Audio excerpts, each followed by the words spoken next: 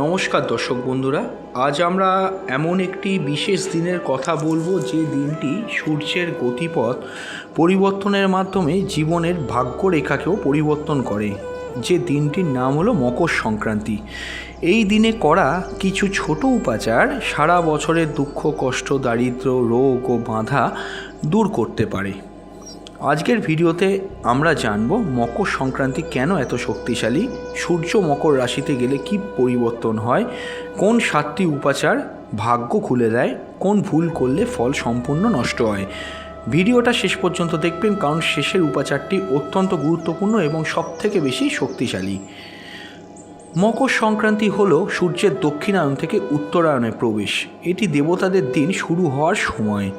এই দিনে সূর্য দেবতার শক্তি বৃদ্ধি পায়, অন্ধকার থেকে আলোর দিকে যাত্রা শুরু হয়, আত্মশুদ্ধির সময় শুরু হয়। তাই এই দিনটি কর্মশুদ্ধি ও ভাগ্য পরিবর্তনের শ্রেষ্ঠ সময়। সর্বপ্রথম যে উপাচারটি আপনাকে করতে হবে সেটি হলো সূর্যকে অর্ঘ্য প্রদান। কিভাবে করবেন? ভোরে উঠে তামার কোনো ঘটিতে জল, লাল জবা ফুল, সামান্য গুড় মিশিয়ে সূর্যদেবকে অর্ঘ্য প্রদান করুন এবং সঙ্গে বলুন ওং সূর্যায় নমঃ। এটি করলে আত্মবিশ্বাস বাড়বে, পিতৃদোষ ও কর্মদোষ কমবে, সম্মান ও স্বাস্থ্য বৃদ্ধি পাবে।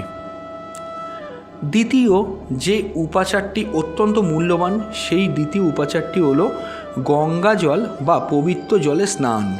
স্নানের জলে সামান্য গঙ্গা জল বা তিল মিশিয়ে নিতে পারেন। স্নানের সময় স্নান যখন করবেন তখন মনে মনে বলবেন আমার সব নেতিবাচক শক্তি দূর হোক। এর ফলাফলস্বরূপ মানসিক ও আধ্যাত্মিক শুদ্ধি ঘটবে। তৃতীয় যে উপাচারটি আপনাকে করতেই হবে, সেই তৃতীয় উপাচারটি হলো তিল ও ঘি দিয়ে প্রদীপ জ্বালানো। একটি মাটির প্রদীপে তিলের তেল ও ঘি একত্রে মিশিয়ে নিন এবং সেই প্রদীপটি কিন্তু জ্বালান। এর ফলাফলস্বরূপ শনি ও রাহুর কষ্ট কমবে, দারিদ্রতা দূর হবে, ঘরে শান্তি ফিরে আসবে।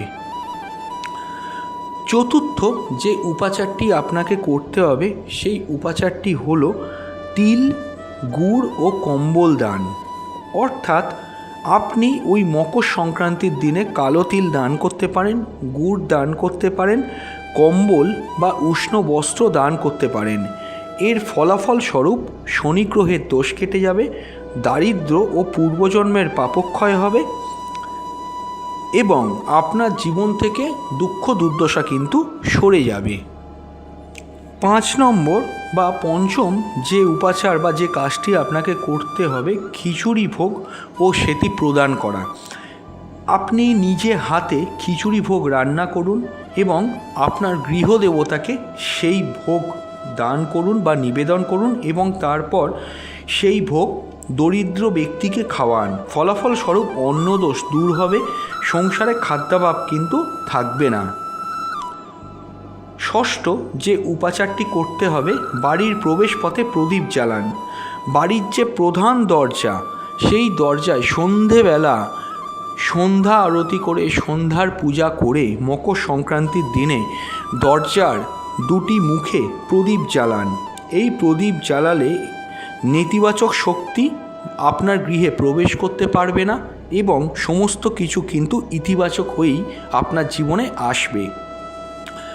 সপ্তম যে উপাচারটি করতে হবে, সন্ধ্যাবেলা পূজার হওয়ার পরে নিজের আত্মসংকল্পটি করুন। অর্থাৎ চুপচাপ বসে বলুন আমি পুরনো দুঃখ, ব্যর্থতা ও ভয় ছেড়ে নতুন জীবনে প্রবেশ করছি। এর ফলাফলস্বরূপ মানসিক ও কর্মজগতের বড় পরিবর্তন আপনার জীবনে কিন্তু লক্ষ্য করতে পারবেন। তবে মনে রাখবেন দর্শক বন্ধুরা, এই 5টি ভুল কখনোই কিন্তু করবেন না। মকর সংক্রান্তির দিনে রাগ করবেন না, কাউকে অপমান করবেন না, মদ মাংস খাবেন না, অশুভ বা কটু কথা বা খারাপ কথা বলবেন না, দান নিয়ে কিন্তু অহংকার করবেন না। এই দানগুলি করলে কার জীবনে কী কী ফল আসে খুব গুরুত্বপূর্ণ। দেখুন, চাকরি না পাওয়া ব্যক্তির জীবনে নতুন করে চাকরির সুযোগ হবে, ব্যবসায়িক কোনো ক্ষতি হলে জীবনে উন্নতি হতে পারে। সম্পর্কে ভাঙন ধরলে নতুন কিন্তু শান্তি আসতে পারে। দীর্ঘ রোগে আরোগ্য কোনো ব্যক্তির জীবনে কিন্তু শরীর স্বাস্থ্য ভালো হতে পারে। যে ব্যক্তির জীবনে বহুদিন যাবৎ খুব খারাপ সময় চলছে, সেই ব্যক্তির জীবনে কিন্তু ভালো সময় আসতে পারে। এরপর বলবো, যে ব্যক্তির জীবনে শনি, রাহু ও কেতু গ্রহের দোষ আছে, সেই দোষ কিন্তু ধীরে ধীরে কেটে যেতে পারে। আপনার কর্মফল শুদ্ধি হবে। আপনার যদি পূর্বজীবনের কোনো পাপ থাকে, সেই পাপ থেকে আপনি মুক্তি পাবেন এবং জীবনের যে অদৃশ্য বাধাগুলি ছিল আপনার জীবনে, সেই বাধাগুলি কেটে যাবে, অর্থকষ্ট মিটবে। এই সকল উপকারগুলি কিন্তু এই দানগুলি করলে আপনি পাবেন। মকর সংক্রান্তি শুধুই একটি উৎসব নয়, এটি আত্মপরিবর্তনের সুযোগ। যদি ভিডিওটি ভালো লাগে লাইক করবেন, শেয়ার করবেন এবং সাবস্ক্রাইব করবেন এবং কমেন্টে লিখে যাবেন জয় মা লক্ষ্মী। নমস্কার।